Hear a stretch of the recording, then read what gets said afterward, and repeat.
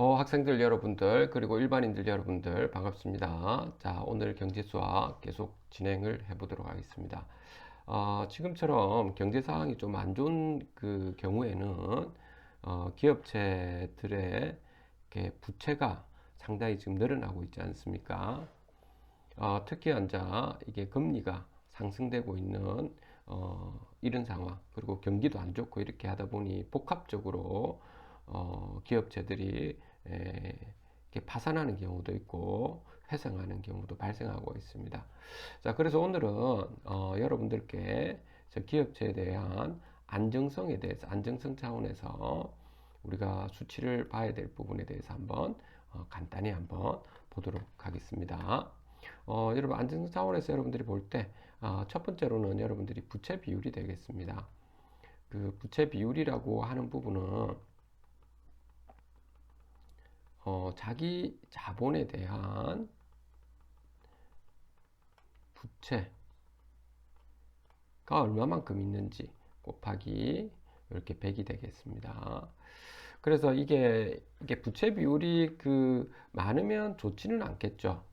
그런데 여러분들 여기서 부채 중에서도 좀 좋은 부분이 있습니다. 여러분들이 딱 한 가지, 여기 부채라고 하는 부분은 여러분들이 다시 한번 좀 살펴봐야 될 부분이, 이자를 지금 지불하지 않는 이러한 부채들이 있거든요.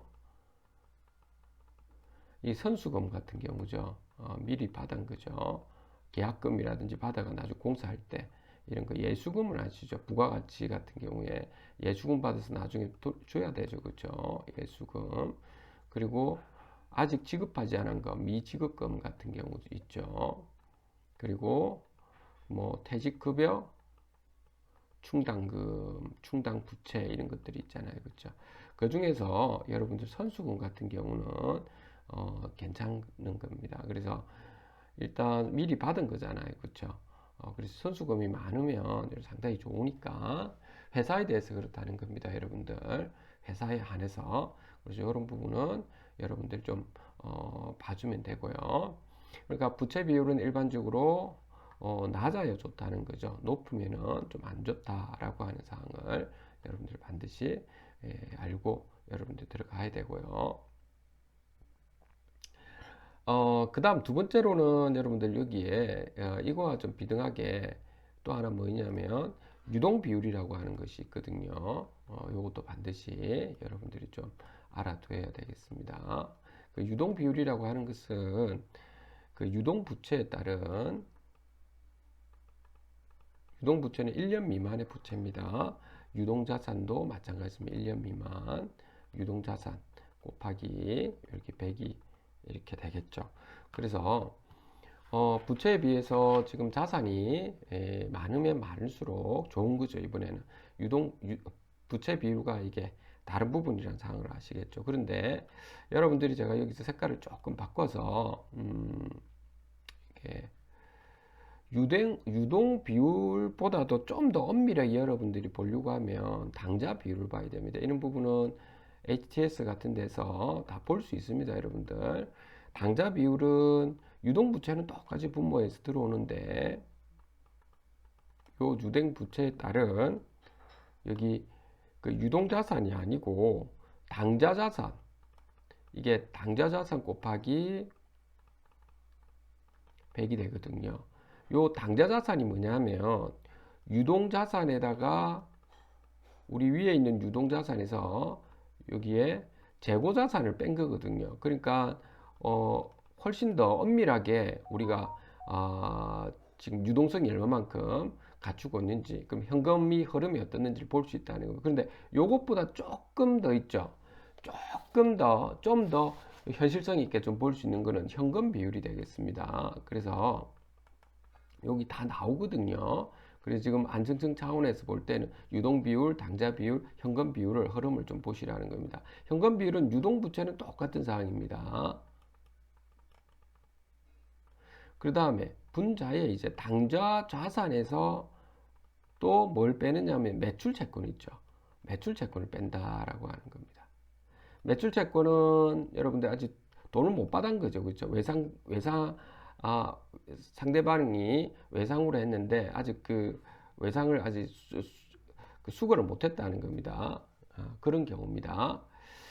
자, 그래서 여러분들이 볼 때 지금 이 회사를 볼 때 유동 비율 먼저 보고 그 다음 당좌 비율, 현금 비율 이렇게 여러분들이 보면 훨씬 더 이 상황을 파악할 수가 있을 겁니다.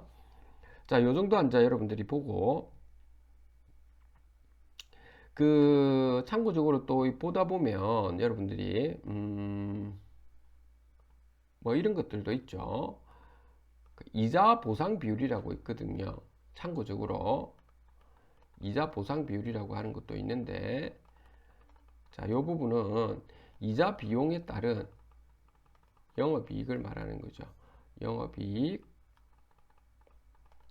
곱하기 이렇게 100이 되는 거죠. 그래서 요 이자 보상 비율이 크면 좋지가 않은 거죠. 자, 그러면 구체적인 예를 한번 들어서 제가 마무리를 좀 하도록 하겠습니다. 이렇게 쭉 이렇게 나눠 가지고 한번 볼게요. 어떤 A 기업이 있고 A 기업이 있다고 합시다. 그리고 여기에 B 기업이 있는데 이 A 기업과 B 기업이, 자, 여기 A 기업 또 B 기업 한 번 더 적어 놨겠습니다. 호황기 때, 이 둘 다 호황기 때와 지금처럼 요 불황기 때 요걸 좀 보도록 하죠. 불황기 때 두 개를 좀 한번 나눠 가지고 한번 살펴보죠. 자, 우선적으로 지금 요게 A 기업이든 B 기업이든 자기 자본이 있다고 합시다. 자기 자본. 요 자기 자본이 1000억 뭐 있다든지 뭐 이렇게 봅시다. 여기는 2000억 이렇게 있다고 할게요. 그러면 불황기 때도 1000억, 자기 자본은 2000억 까먹지는 않았다고 합시다.